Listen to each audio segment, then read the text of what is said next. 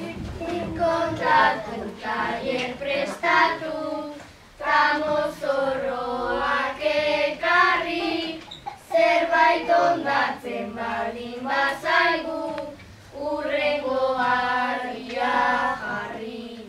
Gurasoentzat pare bat bertso, esker onaren aldarri, beti izan du zaretelako, elkarlanaren oinarri.